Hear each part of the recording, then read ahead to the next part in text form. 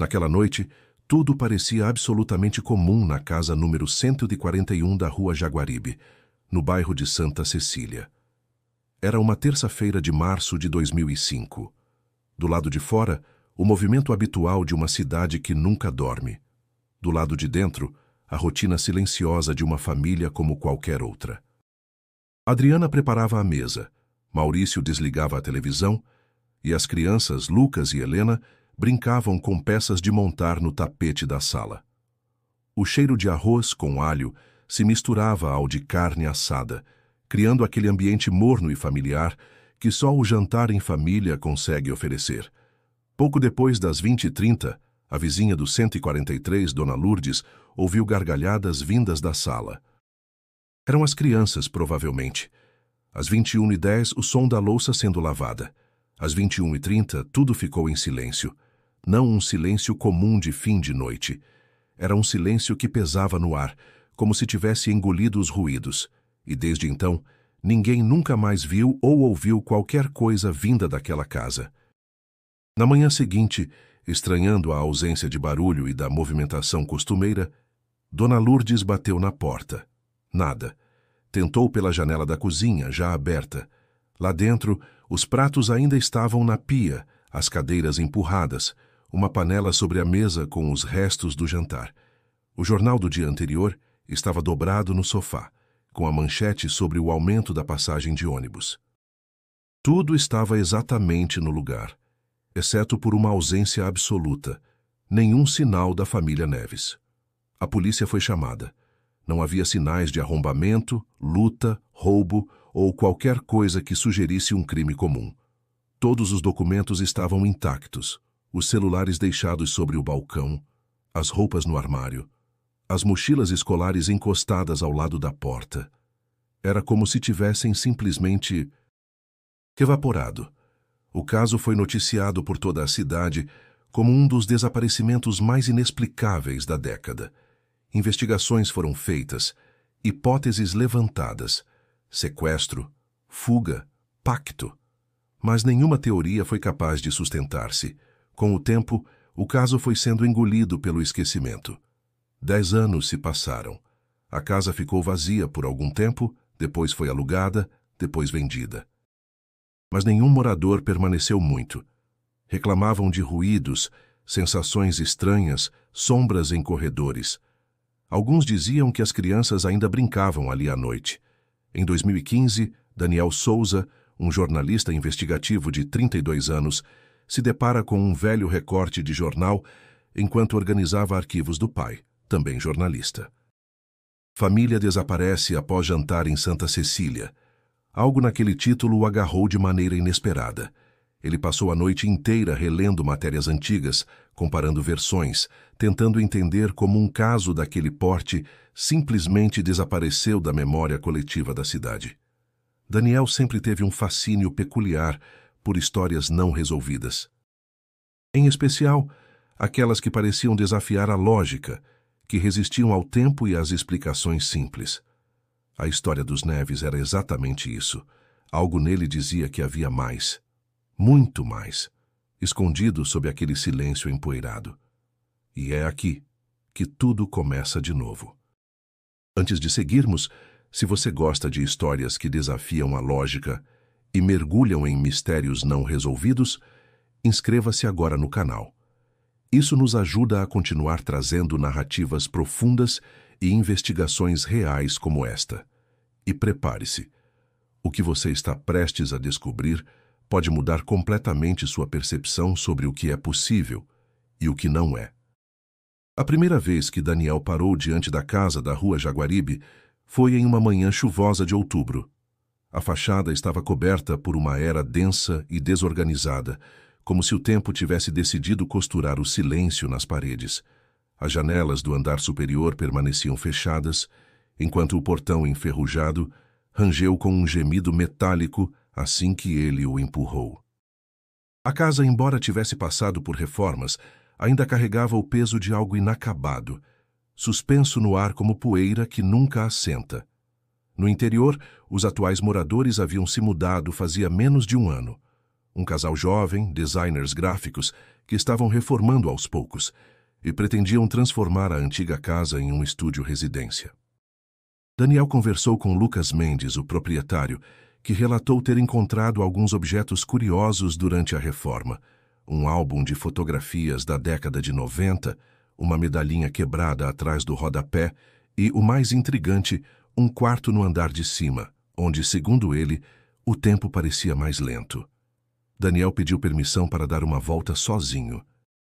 A cada passo que dava pelos corredores estreitos, ele sentia um desconforto crescente, não de medo, mas de presença, como se houvesse algo não resolvido pairando nos cantos, escondido nos detalhes. A escada de madeira estalava sob seus pés e um cheiro agridoce, meio floral e meio mofado, permeava o ar. No segundo andar, parou diante de uma porta entreaberta, o antigo quarto das crianças. Ao empurrá-la, foi recebido por uma lufada de ar frio. Ali dentro, o tempo realmente parecia suspenso. O papel de parede, embora desbotado, ainda exibia desenhos infantis: pinguins, estrelas e luas. Um pequeno armário branco permanecia no canto, parcialmente aberto. Um dos puxadores estava arrancado. O chão rangia, mas não cedia. Daniel se abaixou e tocou as tábuas. Estavam firmes, mas uma em particular parecia menos estável que as outras. Ele anotou mentalmente aquilo. De volta ao térreo, Lucas lhe ofereceu um café. Sentaram-se à mesa da cozinha, exatamente no mesmo lugar onde a família desaparecida havia feito sua última refeição. Daniel fez perguntas sutis. O casal já havia escutado sons estranhos, ruídos durante a madrugada, sensações fora do comum? Lucas sorriu sem graça, coçando a barba. Não gosto de comentar, mas minha esposa diz que já ouviu passos no andar de cima, quando eu não estava em casa. E uma vez, juro que ouvi risadas de criança enquanto lavava a louça. Ele tentou rir depois da frase, como quem quer convencer a si mesmo de que não foi nada. Daniel anotou cada detalhe. A estranheza, o desconforto, as palavras ditas com hesitação. Tudo somava à sua convicção de que ali havia mais do que um simples desaparecimento. Após a visita, ele caminhou até a casa ao lado, número 143. Dona Lourdes ainda morava ali. Agora, com 76 anos, andava com dificuldades e usava um lenço estampado na cabeça, mas a memória permanecia afiada. Quando Daniel mencionou o sobrenome Neves, ela imediatamente se endireitou na poltrona. Aquela noite... Nunca vou esquecer, disse, firme. Era como se o ar tivesse ficado mais denso. Os cachorros da rua inteira latiam. E do nada, tudo silenciou. Daniel quis saber mais. Ela descreveu ruídos metálicos por volta das 10 da noite e o que soava como passos correndo. Não era normal. Aquilo não era gente. Também relatou ter visto uma figura atravessando o jardim, mas não conseguiu identificar quem era. Sei que não era nenhum dos quatro. Era maior, alto, usava algo na cabeça. Intrigado, Daniel foi até o outro lado da rua e conversou com o antigo carteiro do bairro, seu Adalberto, agora aposentado. Ele relembrou ter entregado correspondência naquela casa diariamente, inclusive na véspera do sumiço. Sempre fui recebido com sorriso, mas naquele dia a mulher estava estranha. Olhos fundos, como se tivesse chorado muito. Me deu bom dia, mas parecia que queria dizer mais. As peças começavam a se alinhar, ainda que sem formar um quadro claro. Daniel, que até então estava apenas relembrando fatos antigos, sentia agora que algo estava se movendo. Não era só uma visita investigativa, era o início de uma jornada muito mais profunda. Naquela mesma noite, ele escreveu em seu caderno: há algo naquela casa que não se moveu com o tempo, algo que ficou, uma ausência que pesa. A pergunta não é mais o que aconteceu, e sim o que ficou para trás. 15 dias após a primeira visita à casa, Daniel recebeu uma ligação inesperada de Lucas Mendes. Sua voz soava hesitante, quase trêmula, e pediu que ele fosse até lá com urgência. Ao chegar, foi recebido com uma expressão que misturava espanto e medo. Você precisa ver isso, disse Lucas, guiando-o para dentro. No corredor que levava ao antigo quarto das crianças, parte do piso havia sido removida. Durante a troca do assoalho, um dos operários descobriu uma tábua solta, mais fina que as demais.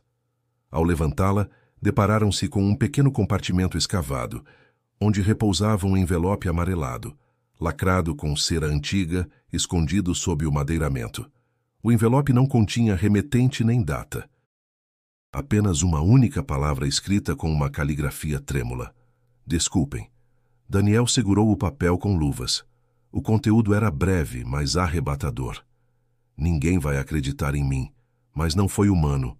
Eles vieram quando a luz apagou. Vieram do porão, ou do que está por trás dele. Eu tentei impedir, juro que tentei, mas eles já tinham escolhido. Se você encontrou isto, então ainda dá tempo. Corra. Antes que percebam que você sabe. A última linha estava quase ilegível, borrada por um traço irregular, como se a mão tivesse tremido ao escrever. Daniel e Lucas se entreolharam. Aquilo era real demais para ser uma brincadeira, mas absurdo demais para fazer sentido imediato. Ainda assim, o que mais chamava a atenção não era o conteúdo em si, e sim o local onde o bilhete estava escondido. A casa havia passado por outras reformas.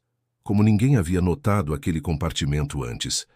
Por que o esconderijo só se revelou agora? Lucas jurou que o piso havia sido substituído anos atrás por um morador anterior, e que ele próprio não notara diferença alguma até o momento da obra. Daniel fotografou tudo, catalogou o material e levou uma cópia do bilhete consigo. Procurou uma equipe de peritos forenses com quem já havia trabalhado. O papel era envelhecido, compatível com cerca de 10 a 15 anos. A tinta também apresentava desgaste típico de envelhecimento natural. Nenhum indicativo de falsificação. Mas o mais perturbador veio do grafologista. O texto parecia ter sido escrito com pressa e sob alto nível de estresse. A caligrafia oscilava entre controle e desespero. Além disso, o especialista apontou uma particularidade. A letra batia com registros escolares antigos atribuídos a Adriana Neves, a mãe da família. Daniel não conseguia afastar da mente a frase "não foi humano". Era o tipo de alegação que ele aprendera a descartar ao longo dos anos, mas algo naquelas palavras não soava como delírio.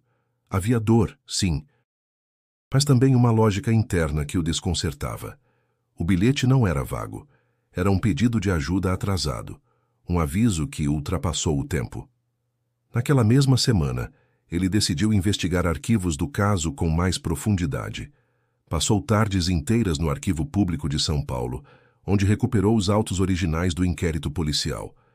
Leu cada testemunho, cada laudo, cada relatório. Nada ali fazia menção a compartimentos ocultos, e nenhum bilhete havia sido encontrado durante as buscas iniciais. No entanto, um detalhe chamou sua atenção.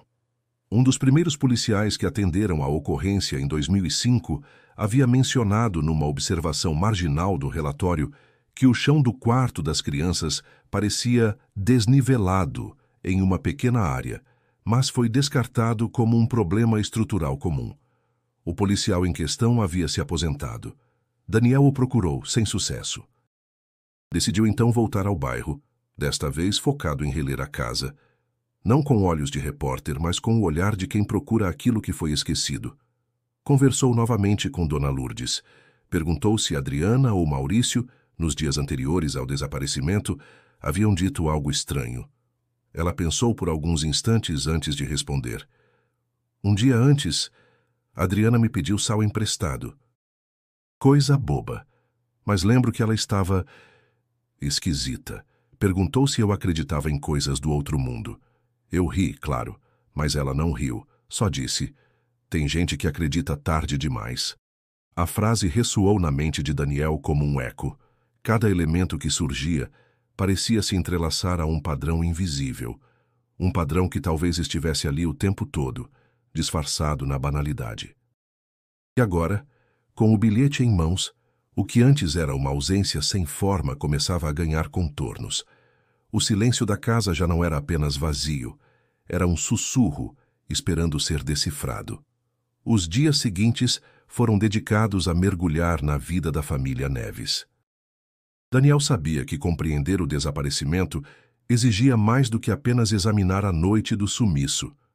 Era necessário compreender quem eram aquelas pessoas, quais eram suas rotinas, seus vínculos, suas fragilidades, o que poderia justificar, ou ao menos contextualizar, um fim tão abrupto e inexplicável. Adriana Neves era professora de literatura em uma escola particular da região central. Era vista pelos colegas como uma mulher sensível, inteligente e sempre solícita. Tinha um gosto declarado por poesia e uma fixação curiosa por autores que exploravam o sobrenatural. Poe, Lovecraft, Machado, em seus contos mais sombrios.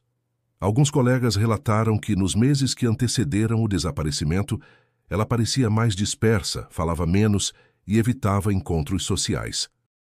Uma amiga próxima, Mariana, revelou algo curioso.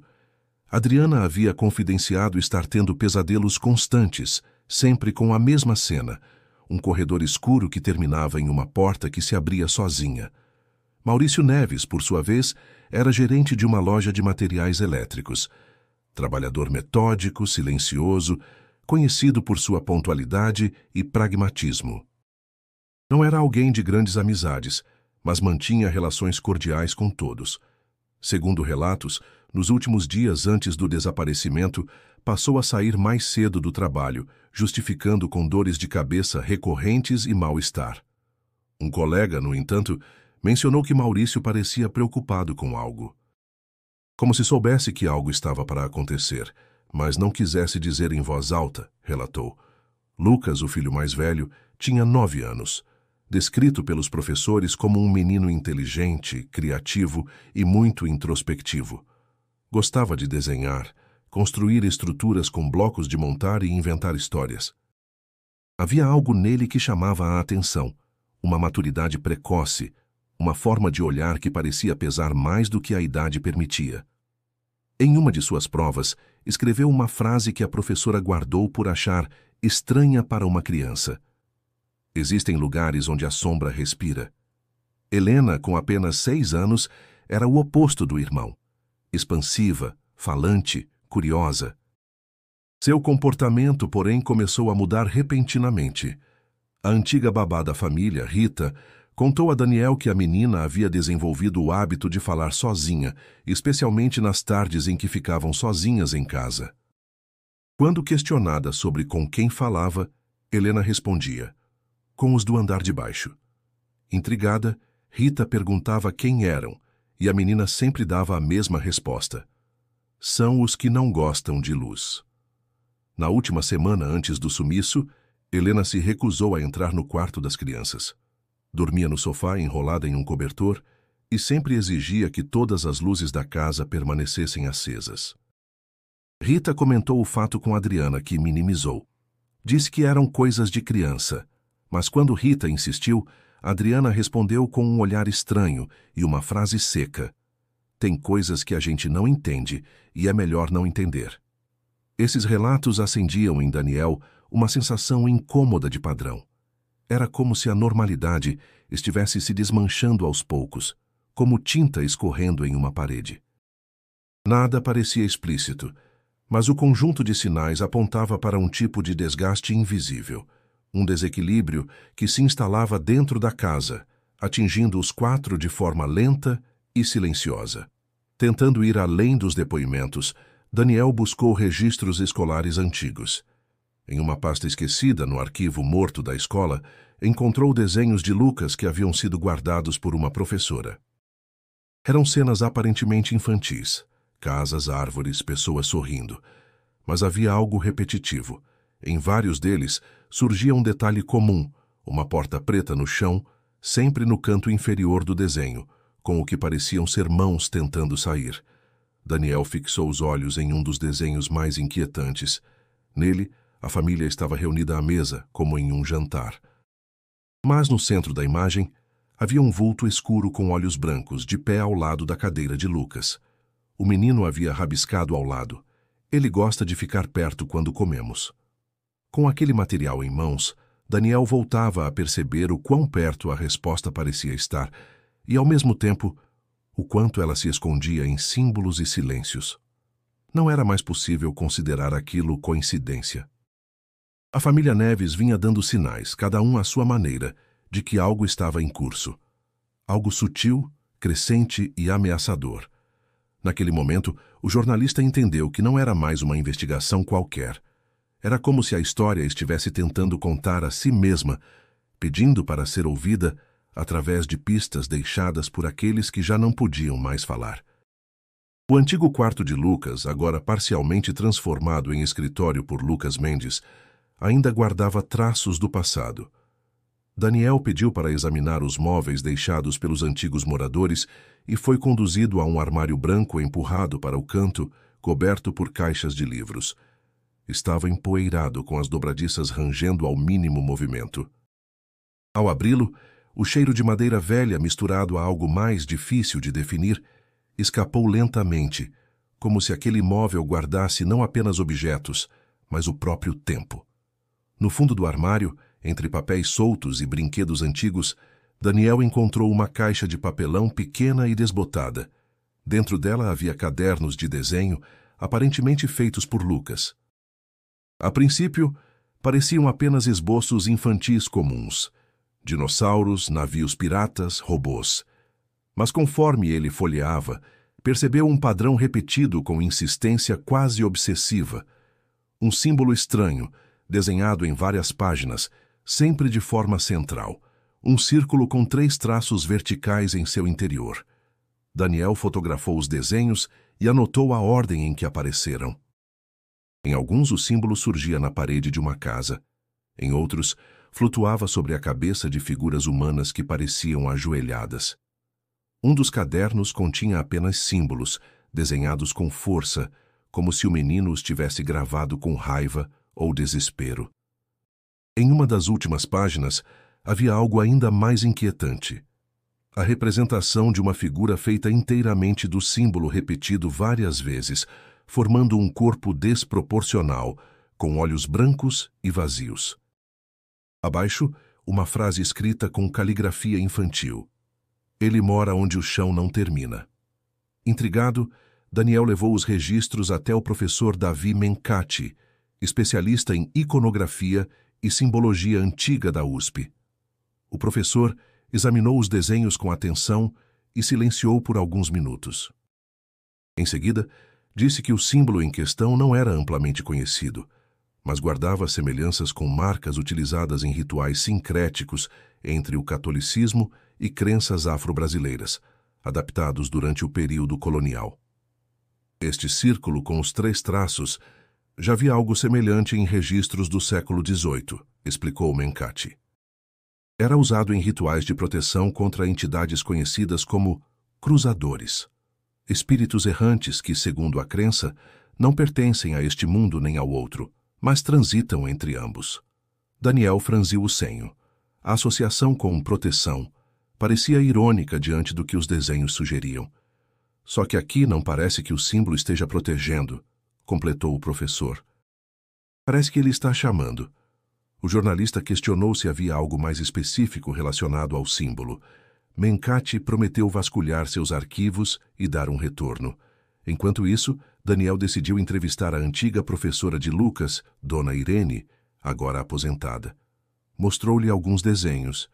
Eu lembro disso, disse ela, com uma expressão de desconforto. Era sempre esse símbolo. Lucas desenhava o tempo todo.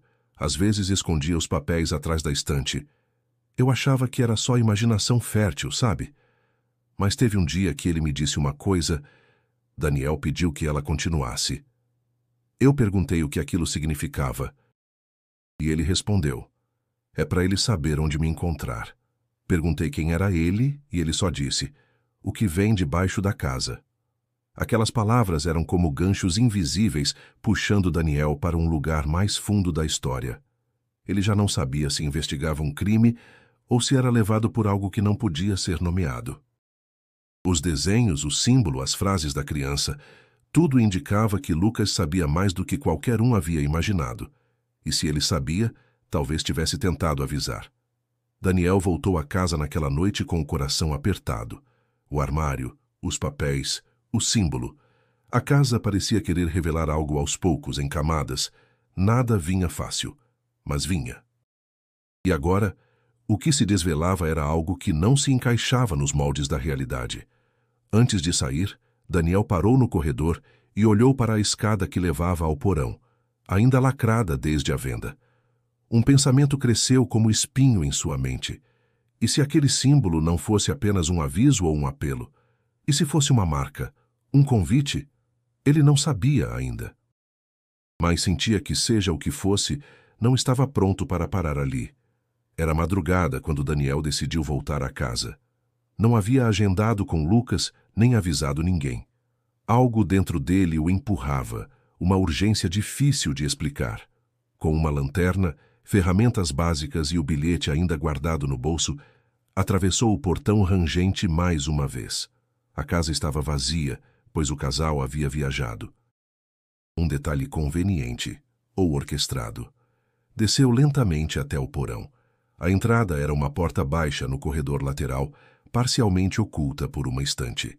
Lucas já havia comentado que nunca tentara abri-la e que havia tijolos por trás.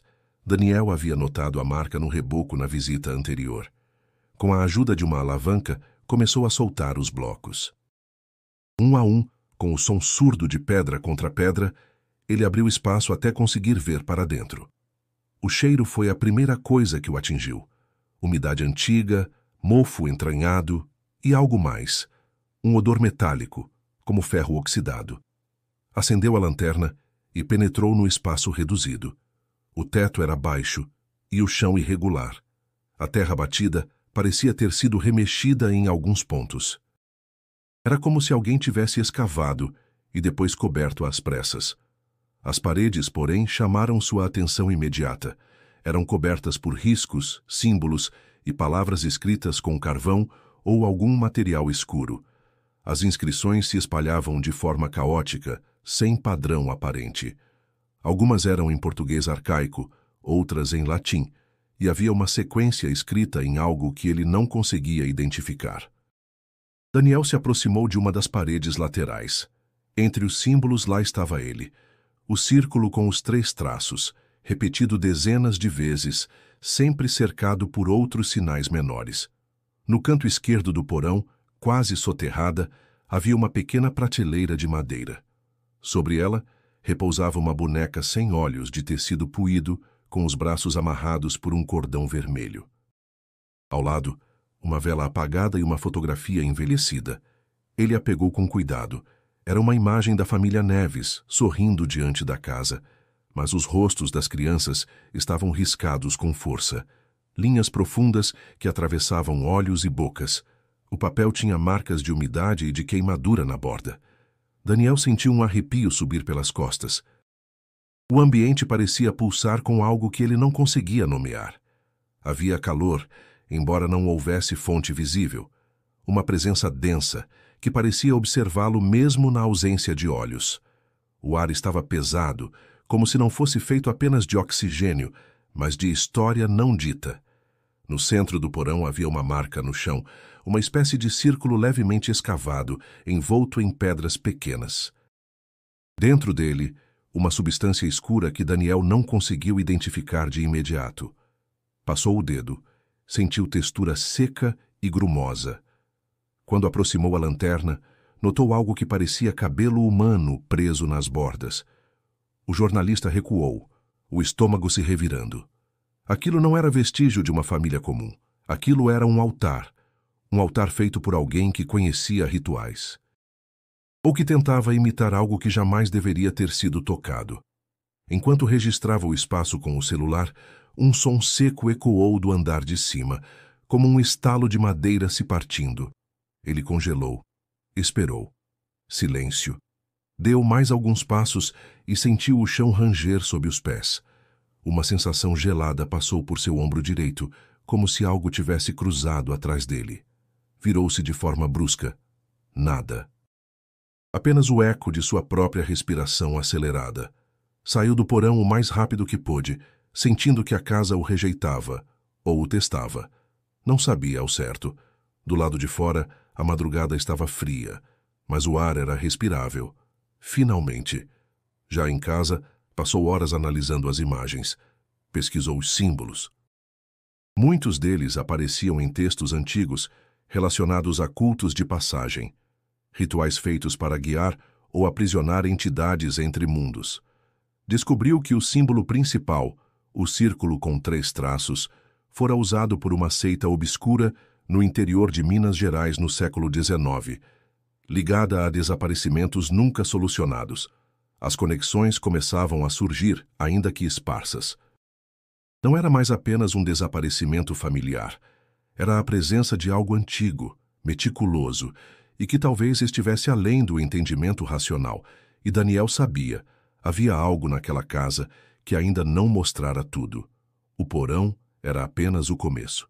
Daniel voltou à casa uma semana depois, dessa vez com seu equipamento de gravação. Havia decidido documentar tudo, ruídos, imagens, qualquer alteração ambiental. Não avisou Lucas. Era tarde da noite, e ele esperava que o silêncio absoluto ajudasse a captar o que sentia escapar pelos cantos da casa.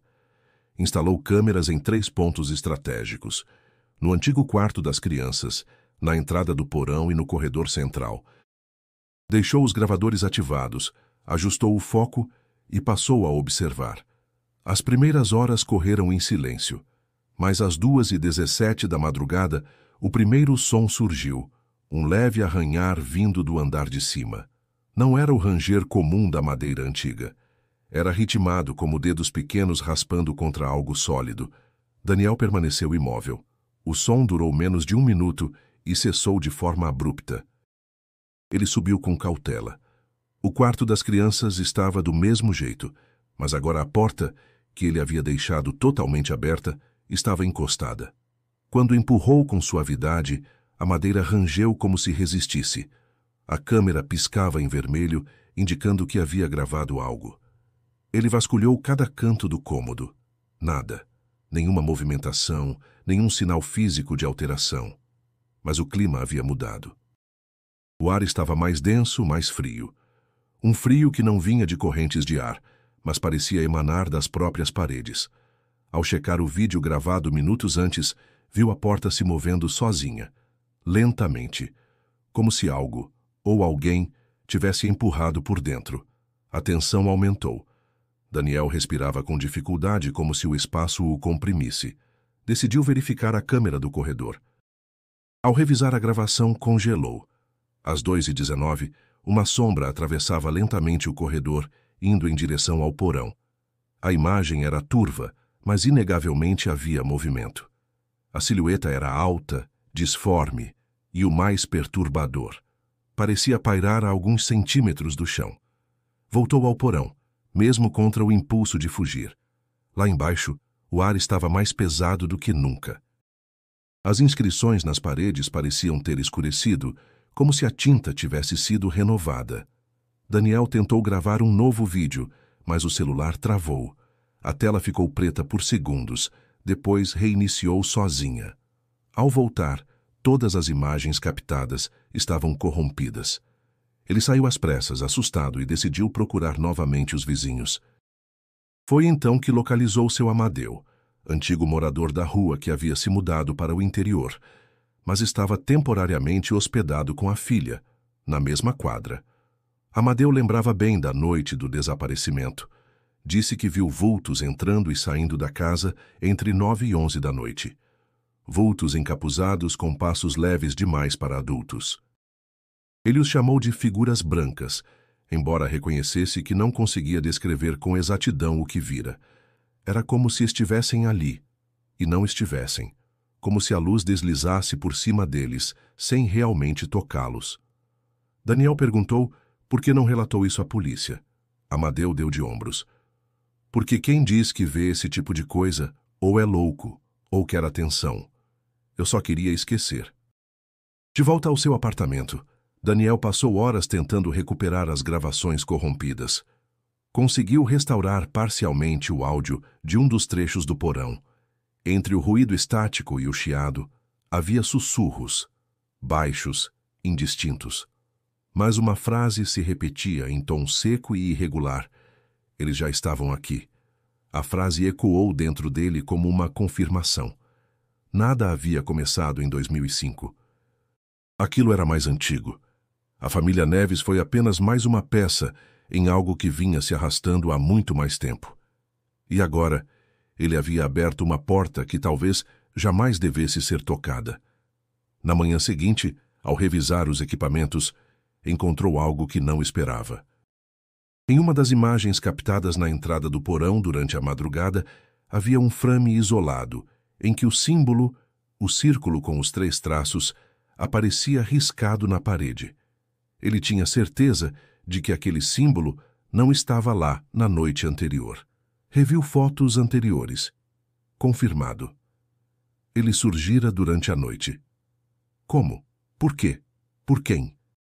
Tudo indicava que a casa não era apenas cenário de uma tragédia antiga. Ela era parte do próprio enredo, um receptáculo, um elo entre camadas. E o mais perturbador era a impressão crescente de que quanto mais ele se aprofundava, mais visível se tornava para aquilo que tentava compreender. E talvez para aquilo que ainda permanecia lá. Nos dias que se seguiram, Daniel mergulhou nos registros públicos da cidade. Procurava entender a origem da casa, do terreno, qualquer informação que pudesse amarrar o padrão de acontecimentos que agora se tornava impossível de ignorar. E foi vasculhando as plantas antigas da região de Santa Cecília que ele encontrou a primeira pista sólida. Antes de se tornar residência, aquele lote havia abrigado um orfanato. Datado de 1901, funcionou por mais de 30 anos, até ser fechado abruptamente em 1932, após uma série de desaparecimentos não esclarecidos de internos. O prédio original havia sido demolido, mas parte de sua fundação fora reaproveitada na construção da casa atual, erguida na década de 1950. O nome do orfanato era Instituto São Eloy, e seu histórico era escasso. Registros se perdiam, documentos estavam deteriorados, e os poucos que restavam falavam de uma administração severa e de relatos de alucinações coletivas por parte das crianças. O mais estranho, porém, era a presença recorrente de um nome entre os papéis antigos: Padre Donato. Ele aparecia como diretor da instituição em 1910, depois em 1929. Até aí, normal. Não fosse pelo fato de que a mesma fotografia o acompanhava em ambas as épocas com a mesma fisionomia, sem sinais de envelhecimento. Daniel checou os registros paroquiais. A mesma imagem do padre surgia em um boletim de 1903 e em uma nota de falecimento de 1947. A aparência era idêntica em todos os casos. Não havia lógica. Sentindo que precisava ir além, Daniel procurou o historiador Afonso Matar, especialista em lendas urbanas e desaparecimentos históricos. Ao mostrar-lhe o nome e a imagem de Padre Donato, Afonso empalideceu. "Eu conheço esse rosto", disse em voz baixa. "Já o vi em dossiês antigos. Ele aparece em diferentes cidades, em diferentes décadas, sempre ligado a locais onde houve sumiços em massa." Afonso então contou a Daniel sobre uma teoria obscura, defendida por um pequeno grupo de estudiosos, a existência de uma entidade ou seita, presente desde os tempos coloniais, que realizava rituais de colheita humana, não por dinheiro, poder político ou vingança, mas como parte de um pacto com algo anterior à fé cristã.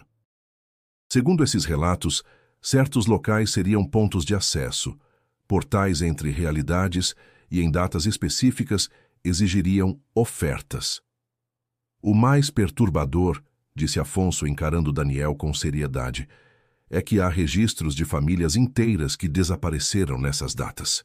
Sempre em lugares antigos, sempre com algum elo simbólico. E na maioria das vezes, o símbolo do círculo com 3 traços aparece escondido nas estruturas." Daniel sentiu um calafrio percorrer-lhe a espinha. A casa da Rua Jaguaribe não era apenas cenário de um caso isolado, era um ponto dentro de uma rede maior, uma cartografia macabra, onde vidas eram ceifadas em silêncio, envoltas em uma camada de normalidade que impedia os olhos comuns de verem. A busca se intensificou. Daniel encontrou outro detalhe relevante. Em 1984, a casa foi brevemente ocupada por uma senhora chamada Ofélia Duarte, que morava sozinha. Seu desaparecimento foi registrado em boletim de ocorrência, mas nunca investigado a fundo. A justificativa foi que ela era idosa e poderia ter se perdido. O caso foi arquivado. A data do desaparecimento, 3 de novembro. Exatamente a mesma do sumiço da família Neves. Esse padrão começou a se repetir em outros pontos do bairro. Daniel fez um mapa com as datas e os endereços dos desaparecimentos não resolvidos ao longo das décadas.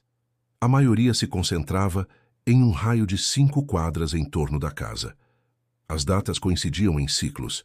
Havia uma estrutura, uma lógica. Não era aleatório.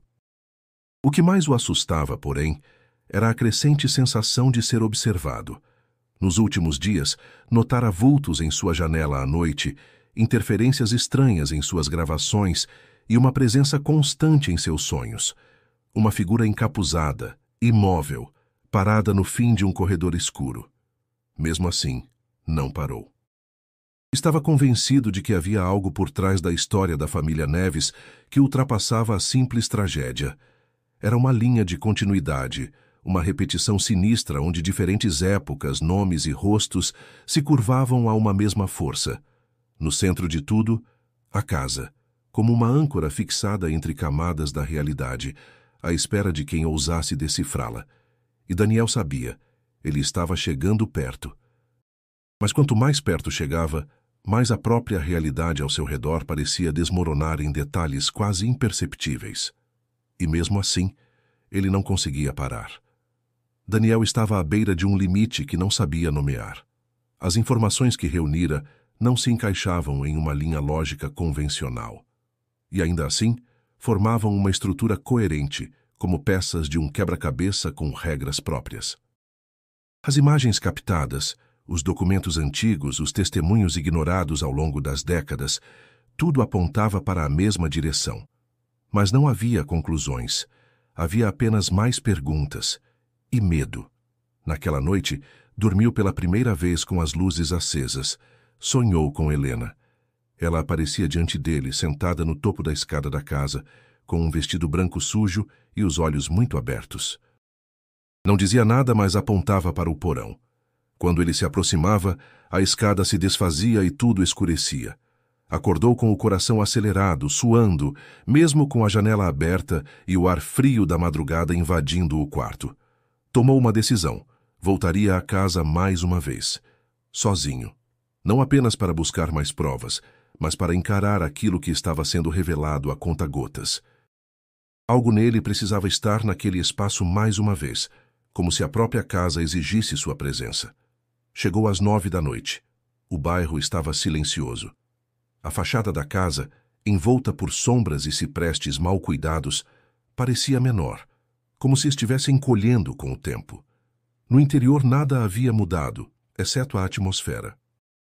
O ar estava mais pesado, como se houvesse pressão, como se cada parede escondesse algo pulsante. Desceu ao porão sem ligar as luzes. Apenas a lanterna. O símbolo no centro da terra batida ainda estava lá. Mas agora, algo novo havia surgido. Nas paredes, traços de mãos pequenas feitas em carvão desenhadas lado a lado, como uma fileira de marcas infantis. Daniel se agachou para fotografar quando ouviu nitidamente uma risada curta. De criança. Não ecoou.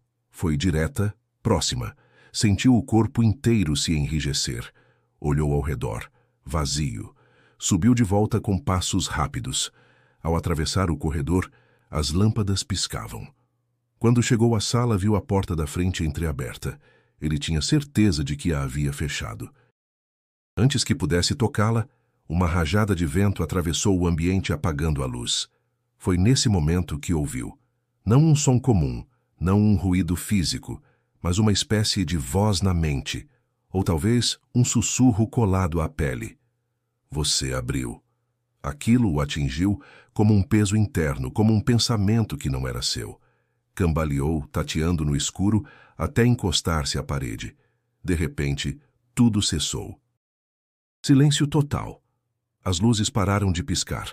A porta permaneceu imóvel. Era como se nada tivesse acontecido, mas Daniel sabia que algo havia mudado.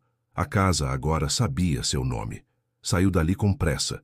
Ao chegar em casa, recebeu uma mensagem anônima em seu e-mail, com um único anexo. Uma imagem digitalizada de um bilhete antigo, quase idêntico ao que havia sido encontrado sob o piso. Mas esse era datado de 1932. O texto era semelhante. Eles vieram quando tudo estava escuro. Não são humanos. Vieram buscar o que prometeram a eles. Se você ler isso, não fale sobre isso. Nunca. Assinado MLML. Possivelmente, uma das crianças desaparecidas do orfanato São Eloy. A confirmação de que os relatos atravessavam as décadas, repetindo-se como um ciclo que nunca se encerrava. Daniel cruzou os dados. As datas batiam. Os nomes surgiam em lugares diferentes, como fantasmas documentados presos a rituais silenciosos que ocorriam em plena cidade sem que ninguém percebesse. As mesmas frases, os mesmos símbolos, as mesmas sensações de alguém que vê, mas não pode provar. Voltou ao arquivo público em busca de qualquer referência à seita mencionada por Afonso. Encontrou menções a um grupo autodenominado Vigília da Boca Escura, ativo entre o final do século XIX e início do século XX. Falavam sobre proteger os intervalos e vigiar o que rasteja sob a luz fraca. Textos crípticos, com simbologia que remetia diretamente ao círculo e aos 3 traços verticais. O que mais chamava a atenção era a descrição de um suposto ritual de acolhimento, em que pessoas selecionadas eram oferecidas para manter o equilíbrio entre camadas. O ritual era sempre precedido por sinais, sonhos repetitivos, ruídos subterrâneos, comportamento estranho em crianças, símbolos desenhados de forma espontânea. Todos os sinais estavam ali. A família Neves havia passado por isso. Adriana com seus pesadelos, Lucas com os desenhos, Helena falando com vozes que não eram suas, Maurício mudando o comportamento sem explicação. A casa era um eixo, e aquela noite, em 2005, foi apenas mais uma data marcada no ciclo. Daniel agora compreendia. Não era o primeiro a chegar ali, mas talvez fosse o primeiro a voltar vivo com tudo isso. E isso significava apenas uma coisa. Estava na hora de decidir o que fazer com o que havia descoberto. A noite caiu pesada sobre São Paulo. O céu, sem estrelas, parecia cobrir a cidade com um pano opaco. Daniel já não distinguia mais o que era impulso racional e o que era chamado. Mas foi.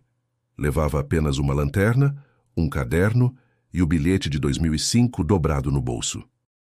A chave da casa ainda estava em sua posse, emprestada por Lucas, sob pretexto de registrar imagens para o dossiê. Ele sabia que não seria apenas mais uma visita. Atravessou o portão com passos silenciosos. O vento não se movia. As árvores pareciam petrificadas. Cada detalhe da casa lhe era agora familiar, mas isso apenas tornava tudo mais estranho. A normalidade era o disfarce mais cruel daquela estrutura. Assim que entrou, a porta se fechou sozinha atrás de si. O som seco reverberou pela sala. Um estalo. O primeiro aviso. Daniel não recuou. Acendeu a lanterna e seguiu para o porão. O símbolo no chão estava mais fundo, como se tivesse sido escavado outra vez. As marcas de mãos nas paredes estavam multiplicadas. Agora eram dezenas. Pequenas, médias, grandes, sobrepostas. Ao se ajoelhar para observar o centro do círculo, ouviu um sussurro vindo de todos os lados, sem origem. As palavras não eram claras, mas o tom era conhecido. Era como o som que antecede um trovão, mas dentro da carne. Arrepio, peso, presença. E então, a luz falhou. A lanterna apagou. Por instantes, nada. Escuridão total. Daniel ficou imóvel. Sabia que se tentasse correr, tropeçaria em sua própria urgência. Sabia também que estava sendo observado. A escuridão era viva, pulsava, respirava. A primeira visão surgiu como um clarão na mente, não nos olhos. Uma mesa de jantar, 4 cadeiras, a família sentada, mas não se moviam. Estavam congelados como estátuas de cera. E ao lado deles, como um vulto descolado do tempo, a figura encapuzada. O rosto era apenas sombra, mas seus olhos não eram olhos, eram fendas, portas. Daniel sentiu um puxão interno, como se algo nele estivesse sendo arrancado. Gritou sem som. A imagem se desfez. A lanterna acendeu sozinha. A sala agora estava vazia, mas algo mudara. O símbolo no chão estava queimando lentamente, como brasa sem fogo. Um calor seco emanava da terra. Daniel recuou. Ao tocar o degrau da escada, a casa inteira pareceu estremecer. Um barulho seco, vindo do andar de cima. Algo pesado sendo arrastado. Ele subiu. O corredor estava escuro, mas Daniel sabia o caminho. Quando chegou diante do quarto das crianças, a porta se abriu sozinha. Dentro, o antigo armário estava entreaberto, e lá, sobre ele, havia algo novo, um caderno. Daniel se aproximou, respirando com esforço. Abriu a primeira página. Era a caligrafia de Lucas, mas as datas estavam alteradas. Os desenhos, agora mais complexos, mostravam formas saindo do chão, invadindo a casa. Em uma das últimas páginas, uma imagem que congelou seu sangue. Ele próprio, Daniel, desenhado diante do símbolo, com olhos riscados. Abaixo, uma frase. Agora, você também faz parte. Soltou o caderno. Sentia que o tempo ali dentro havia mudado, como se as horas fossem sugadas para dentro de um funil. Foi então que a porta se fechou com violência, e Daniel não conseguiu mais abri-la. Preso no quarto, ouvia passos do lado de fora. Mas não era um só. Eram muitos. Passos leves, correndo, parando diante da porta, depois sumindo. As paredes começaram a vibrar. Um som grave se instalou no ambiente, como se a casa estivesse prestes a falar. Daniel gritou por socorro, mesmo sabendo que ninguém ouviria. Mas alguém respondeu. Uma voz feminina, baixa, quase infantil, disse atrás dele. Você ainda pode ver o que eles viram. Ao se virar, não havia ninguém. Mas a parede diante de si, onde antes havia apenas papel velho, agora exibia o contorno de uma porta. Não uma real, mas um desenho. E esse desenho começava a sangrar. Daniel encarou a parede diante de si com uma sensação de vertigem.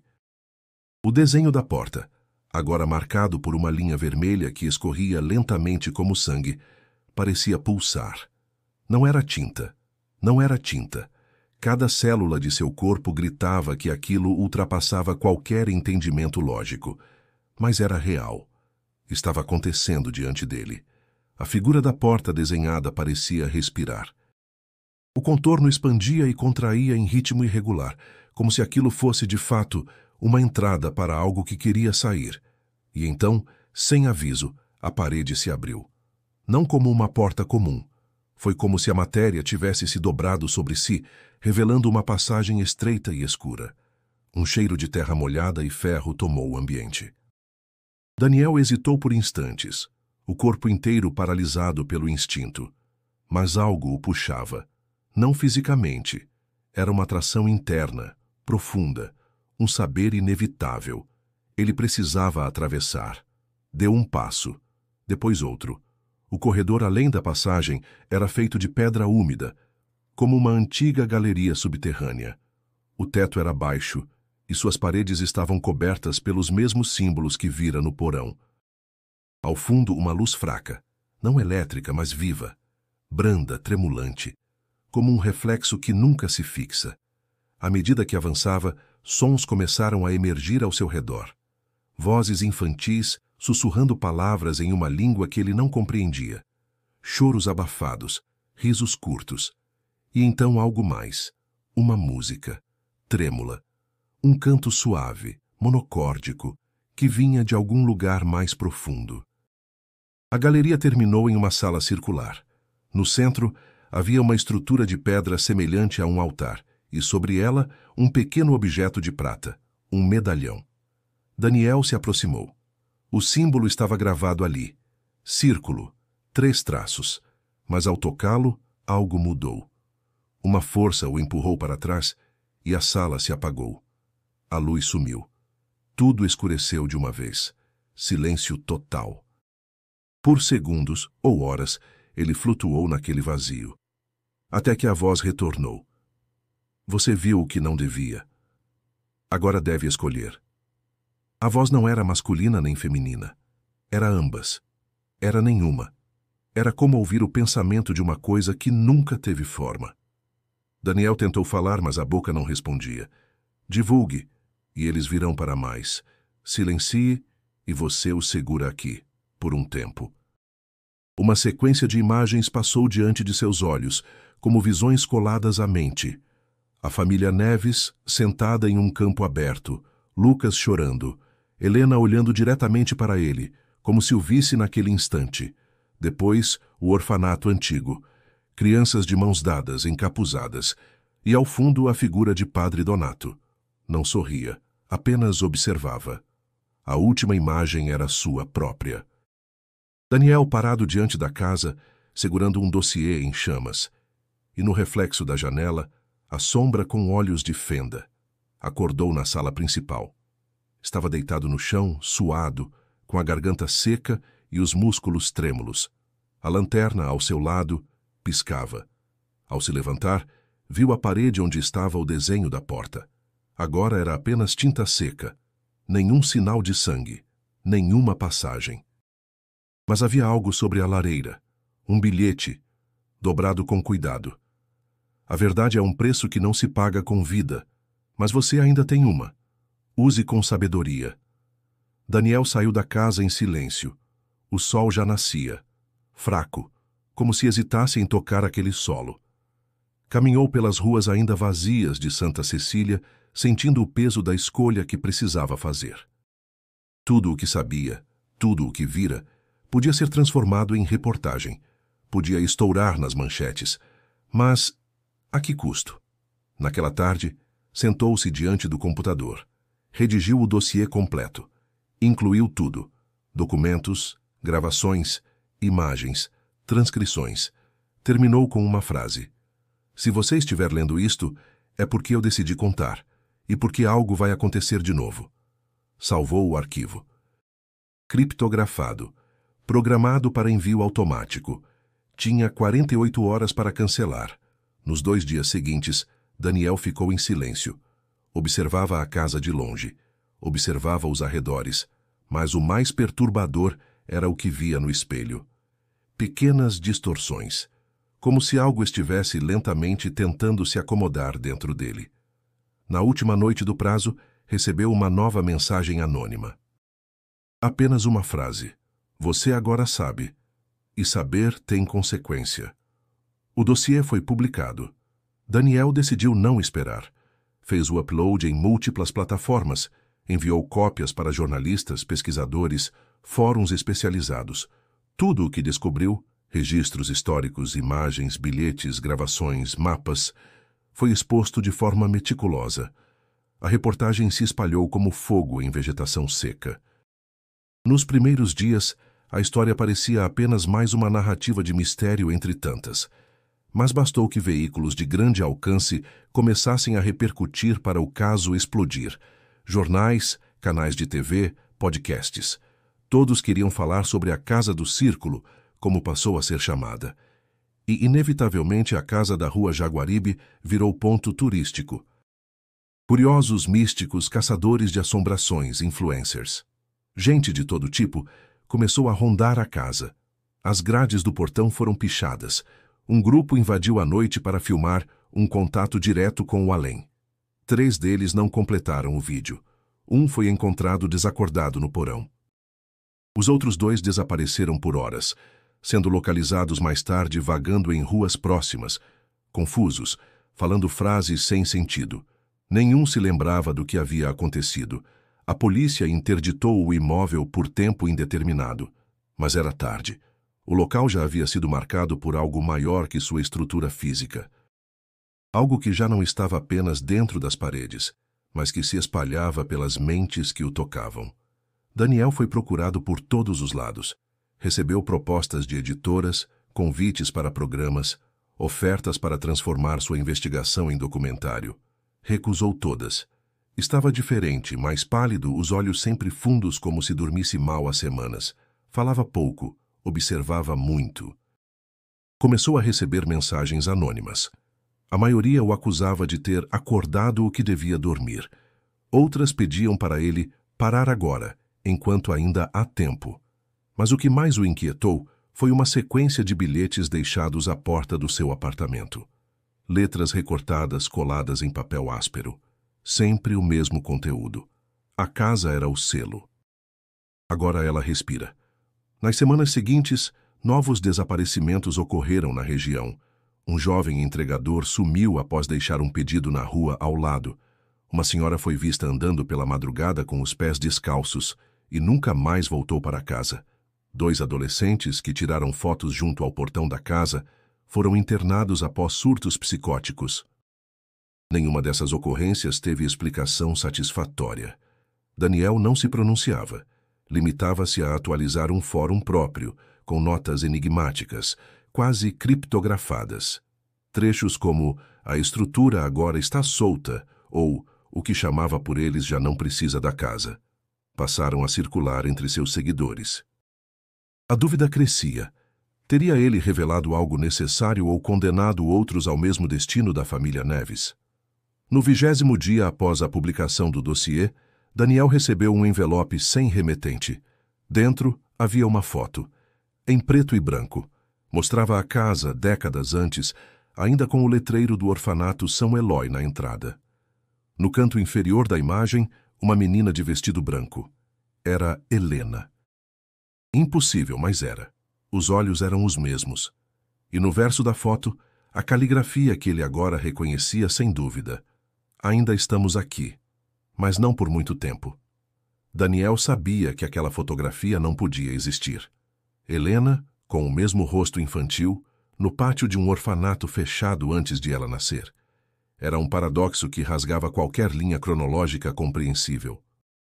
Mas estava ali, diante de seus olhos, em papel antigo com cheiro de tempo e umidade. E a frase no verso, "Ainda estamos aqui, mas não por muito tempo", martelava sua mente como uma contagem regressiva silenciosa. Não conseguia ignorar. E talvez nem quisesse mais. Naquela mesma noite voltou ao Centro de Documentação Histórica da cidade. Vasculhou todos os registros do Instituto São Eloy, agora com foco nos internos desaparecidos. Entre nomes apagados e arquivos deteriorados, encontrou um catálogo de fotos dos anos 1930. Crianças com olhares apagados, sentadas em fileiras, mãos cruzadas no colo. E ali na última fileira de uma imagem parcialmente rasgada, ela estava de novo. Helena. Mesmo vestido, mesmo olhar. Daniel sentiu o coração falhar por um instante. Aquilo não era mais um mistério. Era uma repetição. Como se certas existências fossem reencenadas em ciclos, em camadas de tempo que se dobravam umas sobre as outras. A família Neves não havia sido apenas tragada pelo espaço físico da casa. Eles haviam sido absorvidos por algo que distorce o tempo. Ou talvez escolhidos por ele. As anotações nos arquivos revelavam que a criança da foto era identificada como HD, sigla usada internamente, acompanhada por um breve comentário de uma funcionária. Responde por nomes diferentes a cada mês, tem sonhos vívidos e fala línguas que ninguém ensinou. Aquilo era Helena, mas também não era, ou talvez fosse sempre. Daniel visitou o endereço onde funcionava o orfanato original. O prédio fora demolido há décadas, mas o terreno ainda existia. Um estacionamento subterrâneo fora construído ali, mas mantinha o contorno da estrutura antiga. Ao caminhar pelo local, sentiu um desconforto familiar. O mesmo peso no ar, a mesma sensação de estar atravessando um espaço contaminado. Conversando com o zelador do prédio, ouviu algo ainda mais estranho. Um mês antes, um dos operários de manutenção havia relatado ouvir uma menina cantando em uma língua desconhecida, em plena madrugada. A gravação foi feita com um celular e enviada para a segurança do local. Daniel teve acesso ao áudio. A melodia era repetitiva, hipnótica. E em meio aos sussurros uma palavra se destacava, dita 3 vezes. Jaguaribe. Era como se tudo estivesse se dobrando de volta ao ponto de origem. A casa, o orfanato, as vozes, os símbolos, os desaparecimentos. Não se tratava de lugares distintos, mas de um mesmo eixo, se estendendo por dimensões superpostas, onde o tempo não era linha, mas espiral. Na volta para casa, Daniel escreveu em seu diário: "A casa é apenas a moldura, a imagem real está nas fendas do tempo. Eles não sumiram, eles foram traduzidos."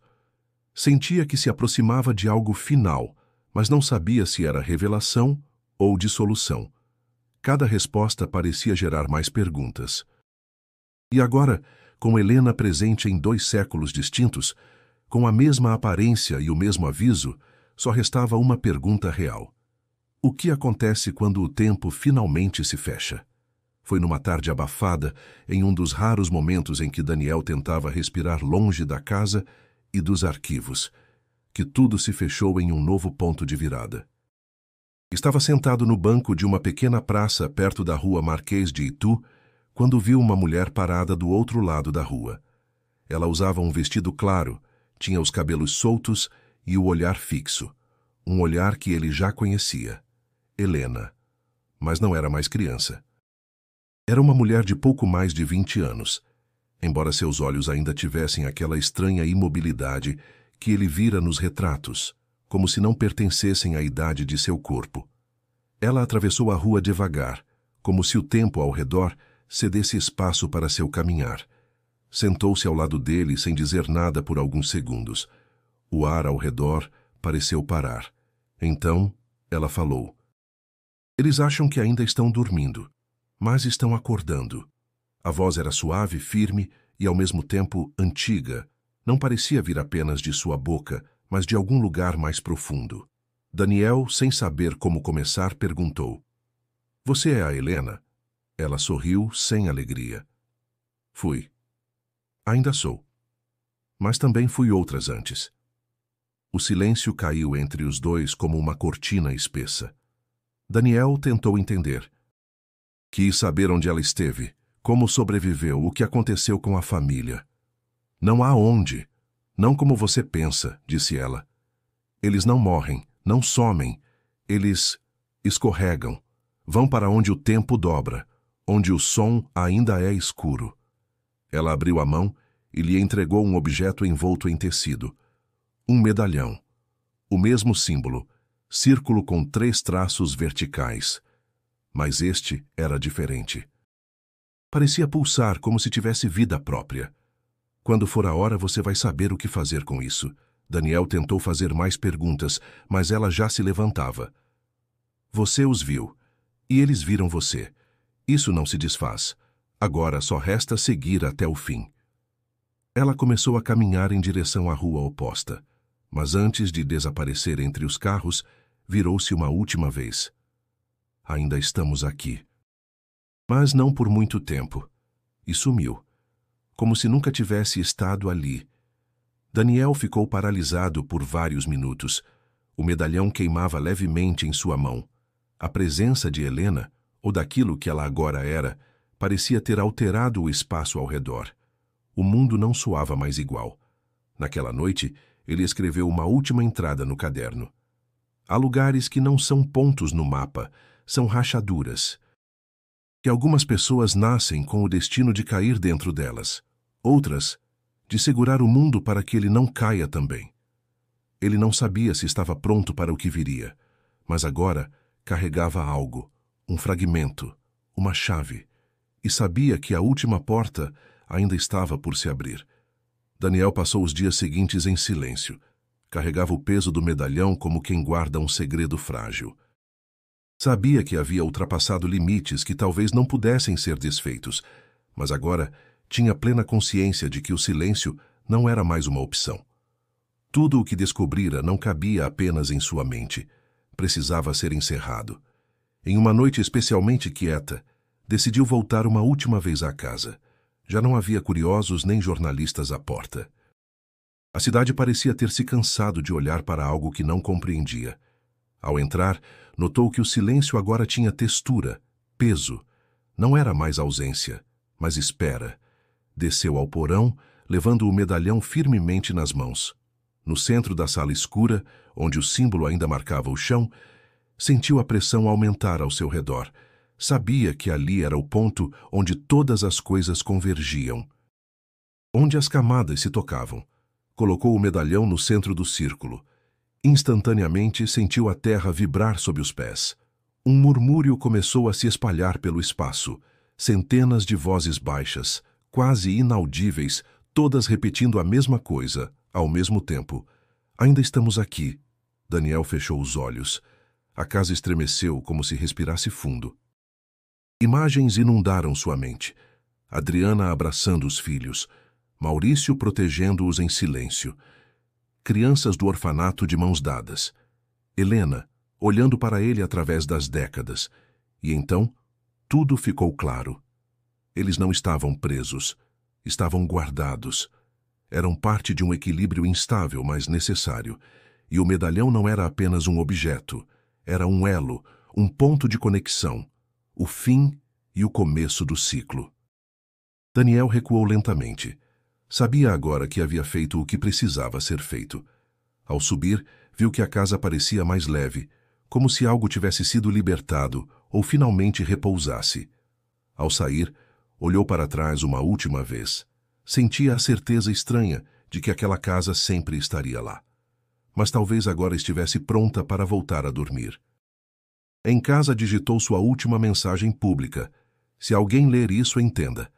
Nem todas as verdades devem ser desenterradas. Se estiver perto da casa, não entre, não toque, e se puder, queime-a, porque há verdades que não cabem nesse mundo. Fechou o notebook, respirando com alívio pela primeira vez em semanas. Tinha certeza de que fizera tudo o que podia. Agora é a sua vez. Se você chegou até aqui, se acompanhou esta história e sente que algo dentro dela fala diretamente com você, inscreva-se no canal. Aqui, investigamos casos reais, mistérios profundos e histórias que muitos preferem não contar. Sua inscrição nos ajuda a continuar trazendo relatos como este, a revelar camadas que outros evitam tocar. Mas atenção, não pare aqui.